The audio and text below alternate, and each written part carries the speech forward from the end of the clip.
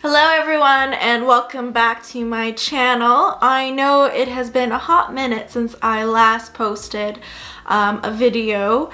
I have been super busy, which has been absolutely amazing. I have been overbooked a couple times through the holiday season and then extending out to the new year. So I am really happy and grateful for everything that has happened so far in this new year. So I do apologize for not posting any other videos, but now I'm back at it. So now that the summer is usually a little bit slower for me, I do hope to get a little bit more fun content. I also have, if you're in the Charlottetown area, a workshop coming up, or after, if I post this after. Really should have determined that before, but I hope to have more workshops in the future as well, and hopefully one of these days I can even record some of them so that they kind of intertwine a little bit. But yeah, so I think we should just get started on this video. And I've had a couple people come up to me about this and say, I have social media, but I don't really know if it's really optimized for my brand or my business. And I kind of get a little bit of traction, but it's not really the greatest. So I also went to Instagram. So if you're not following me on Instagram, just go to Summer Street Creative and follow me there. I post regular on like what you guys want to see and anything that you guys want to know more about. Anyways, I digress. And one of the things was how to brand your business on social media. So I thought, let's just do a quick little video on how to actually properly brand your business on social media. So if you guys don't already know, my background is in graphic design, but I also have quite a bit of experience in marketing, UI, UX, web development. Basically, in my 6 years, I have gained a shit ton of information. So I'm kind of just putting it all together and doing brand identity and brand strategy. So with that being said, I think we should just get right into it. So let's just start with the first hard truth right away. Just because you have a business does not necessarily mean you have a brand. So for those of you who do not know, a brand is an overall customer experience. It's how people interact with your brand, how they feel about your brand, if they trust your brand, if they share your brand. Basically, it's more than just your logo and your creative assets. I think that's like the biggest miscommunication and of this whole entire brand thing is people just don't understand what branding necessarily is. And it's basically just telling a story, whether that be through visuals, like your logo, but then also telling a compelling story. And so social media being so huge is a huge aspect of that. So no good brand strategy skips out on social media, basically. I think most brand strategies have about 50 to 80% brand strategy involved with it. And if you don't, I maybe would reconsider unless you have a very strong B2B business. But for the most part, if you're a product-based business or a service-based business with just like one person, kind of like myself, you are going to want to have a really good social media strategy. And with a good social media strategy does come a really good social media branded experience. Another thing to note is social media is a key resource for small and big businesses alike. As businesses, you have the opportunity to promote yourself for free, and instead of just gaining customers, you can eventually start gaining fans. And fans are great to have. They are the people that are shouting out your brand behind the scenes for you, promoting yourself for free, and basically it's how small businesses turn out to be big businesses. So for example, Coca-Cola was a small business at one point, and they had fans that drove them up to be a big business. And same goes for any small brand. Unless they did a whole bunch of paying to get people to really like their brand, basically everyone does start small. So there is opportunity. And just remember that you want to create fans. Fans are always the ones who also come back. So by now you're probably thinking, Steph, this is all great. I already know I need to be on social media, so can you just like get with it? So I definitely will. I'm sorry if I keep looking down to my screen. I have a bunch of really important information to show you or to tell you guys, and I feel like I'm going to forget some things, and I don't want to do that because I did that in my SEO video and I don't want to do it again, so I do apologize in advance if I keep looking down. So let's start on how to build your business's brand on social media.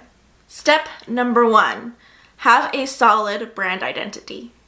The harsh reality is people are judgy AF, and I'm not just saying judgy like your grandma is, but judgy in the sense that everyone will automatically form an opinion in less than 5 seconds. So that's really important for you to have a solid visual brand identity that builds trust, looks clean and professional, and is very receptive to the customers that you're wanting to obtain. You see, we all have what they call a reptilian brain, so we naturally trust or distrust things based off their look.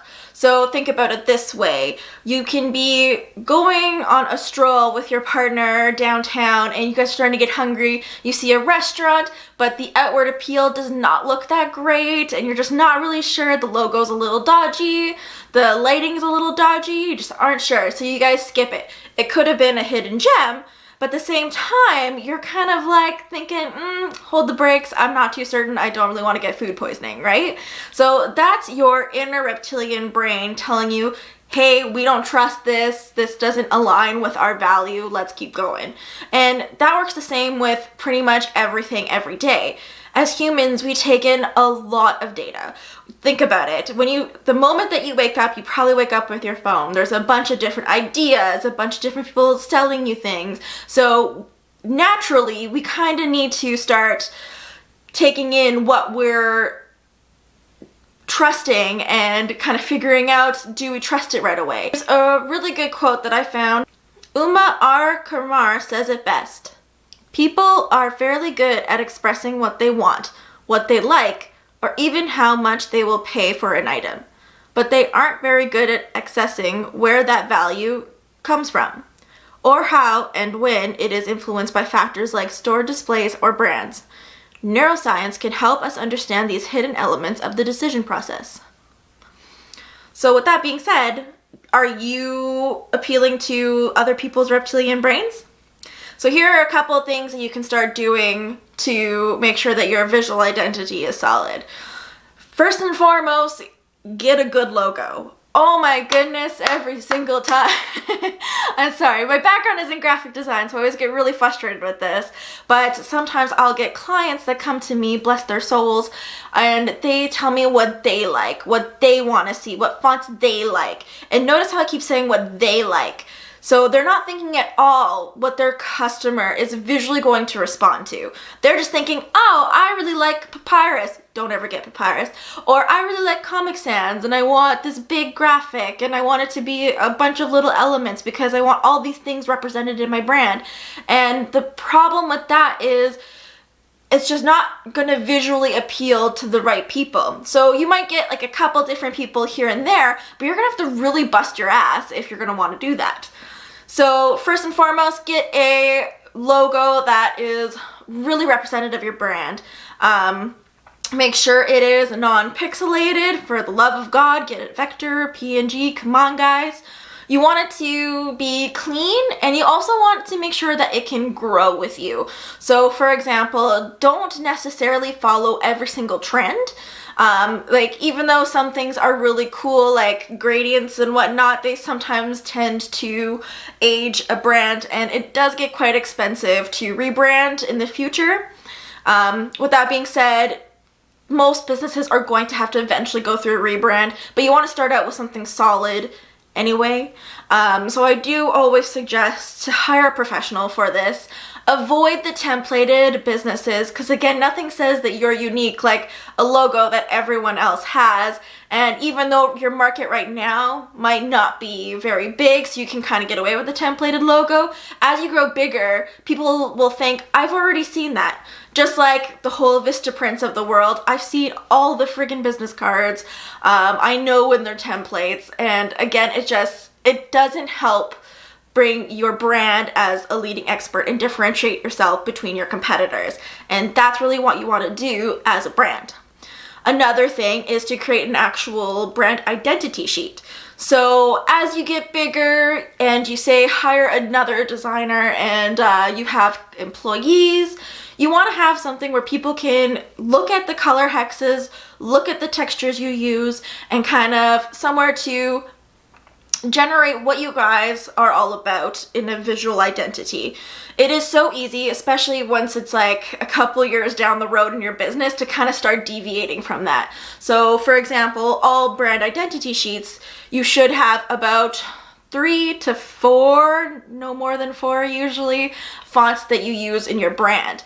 And as you get bigger, say you have to hire someone for your social media to create social media posts, and they start using different fonts, and you kind of just let it slide. The thing is, people really hate change, so don't do that.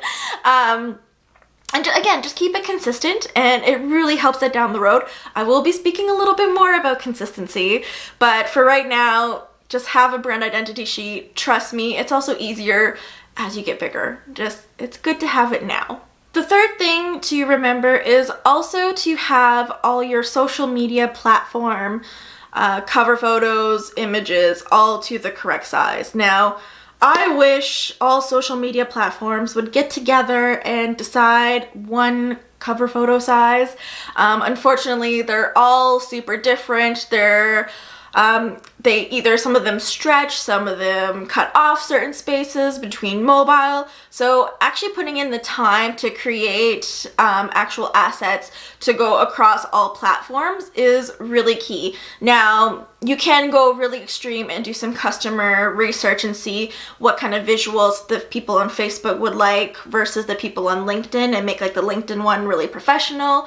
You can make the Facebook one a little bit more fun, but it doesn't hurt to also just keep them really consistent to start out with, just so that when people come across, say they already like you on Facebook and they found you on LinkedIn, that they're more comfortable to follow you because they've already experienced your visual identity in a sense, and have already kind of built that trust if they're already following you. A fourth thing to do is to actually create a mood board.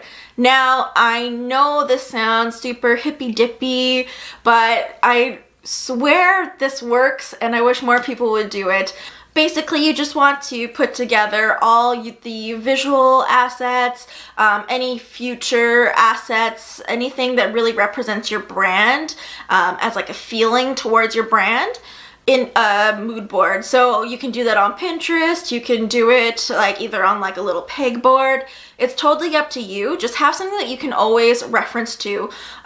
These are huge and can really help a brand, especially when you're first starting out and you're really struggling with what to post until you get really comfortable to see what people like. I always suggest to kind of look into that a little bit more. So for example, if you're trying to gain a lot of young people and you want it to be a really vibrant brand, you're going to search for images with teenagers having a good time, being carefree, and have colors such as like a nice pastel yellow, for example, and kind of have that all into your mood board, and they all kind of look the same. Not only will this help with like future posts, but it's also kind of nice to reference to when you're getting a little bit lost in your brand, especially your brand story. So you can add even elements of your brand story in there.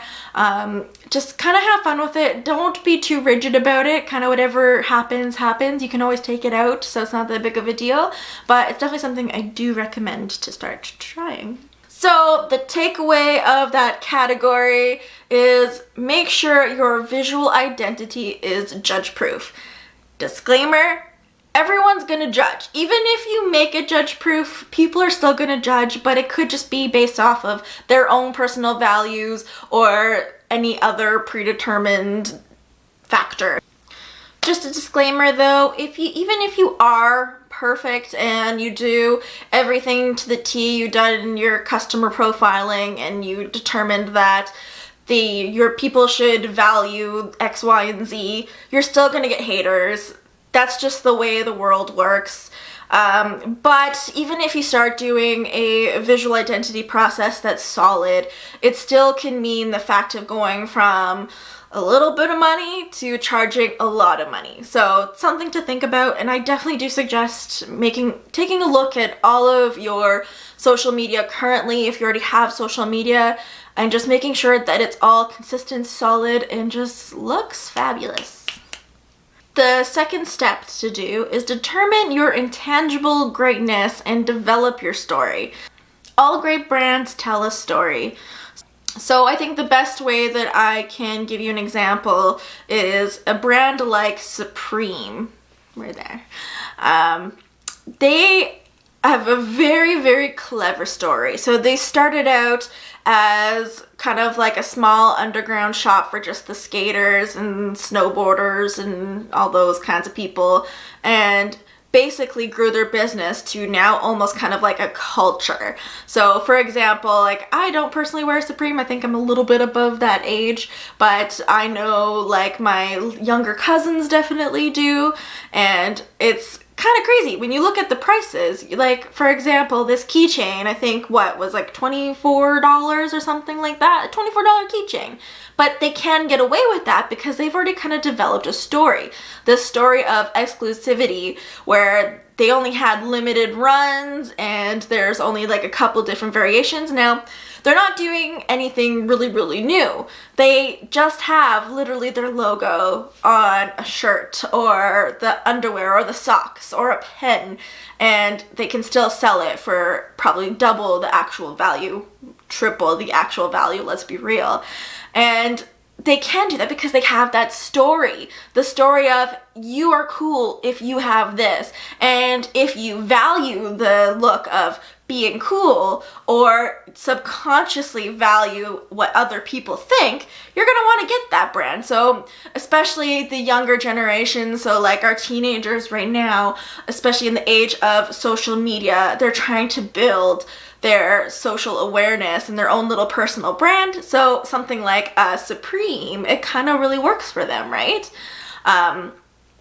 And now you don't have to get like a Supreme, but there's so many different ways that you could tell a story. So for example, if you have a give back as part of your brand or your business, talk about that. Some people would value that. Another thing to mention is don't be afraid to have an opinion.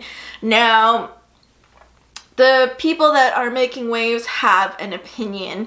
So for example, my personal brand opinion is that you don't need to spend money on Facebook ads, on boosting and whatnot, especially as you start out. I think you can actually start very low cost and then eventually go up to it. That may ruffle a couple of feathers, but I don't really believe in boosting posts.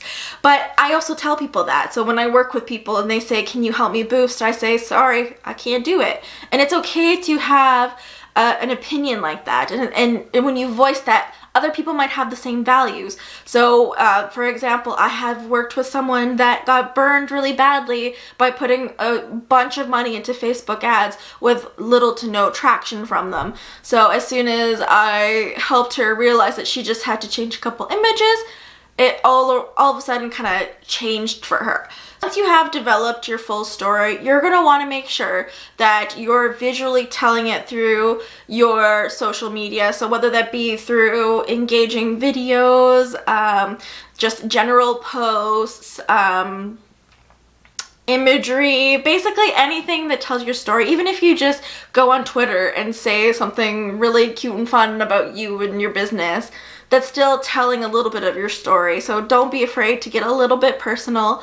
And whenever you are posting, just make sure to ask yourself if this post is conveying that story and if it makes sense to your story, and will it actually help your customer determine your value as well. Step number 3, be consistent on every platform. I will keep this one short and sweet. Just be consistent. Seriously, it's not that hard. Just make sure that no matter what you do, you're consistent with it. So basically, as people, we really do not like change. For example, when Google switched their logo, like it wasn't that much of a switch. People were going insane. I remember all the articles. Do you?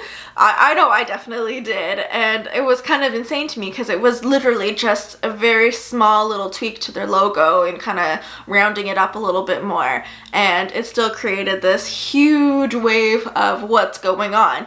Because like I said, we don't really like change, especially me as a Taurus. I hate change. But if you keep it consistent, people will really respond well. So this means that you're consistently posting. So if you're going to be posting 3 times a week, make sure you post 3 times a week. Another one is constant engagement. So don't fall off the face of the earth and just kind of, especially if other people are engaging with you, try to reply in like a timely-ish manner as much as you can, and just kind of still be present in your brand. Another thing is giving a constant visual identity. So like I was saying earlier, make sure to always ask yourself, does this post make sense to my brand? Does this post really visually identify with my brand identity? Just kind of keep asking yourself. And again, it's just about consistency. Another thing to think about in consistency is also making sure that the product or the service that you're giving is consistent as well. So even if you sell something that's $5 versus something that is $100, make sure that you give the exact same kind of service to the $5 item in comparison to the $100 item. I know it gets really hard when you start growing and you're getting overwhelmed, but try to as much give the exact same service. So whether that means putting the exact same little bow tie on a box if you're selling jewelry and then giving it out, and just making sure that it's kind of consistent throughout. Number 4, have a sound personal brand and be transparent. So this may be a little bit controversial, but I do believe that you really have to take a good long look at your personal brand as well as your business's brand. The reason why I say that is, like, for example, if you are a garbage person, there's a chance that the way you treat other people can start leaking into your brand, and people might start getting the wrong impression of your business, or kind of say, I'm not really sure about this business. So it's something to kind of consider. You got to really be careful with how you tell yourself as a person. Now, with that being said, I'm not saying change who you are in your personal brand. Just kind of realize who you are. So for example, I know I'm an awkward person. We can tell by this friggin' video. I am just not really good in front of the camera, but I'm trying. If you read my blog post, I swear it's much better information and more elegantly said, better than on this video. But I tell that to people. Basically, magic happens when people feel a part of something, especially if they can relate to you one-on-one. Now, as you get bigger, you probably are going to eventually kind of taper away from the one-on-one and start introducing more of your employees, and then eventually just kind of phasing out of the one-on-one. But as you start out, it can be really, really huge and really helpful to people to feel really comfortable as your brand, as if you're a friend to them as well, especially with social media being so great. So get out there, go on stories, especially if you're on Instagram, and give the behind the scenes. People want to know what's going on with your business, and just be as authentic as possible.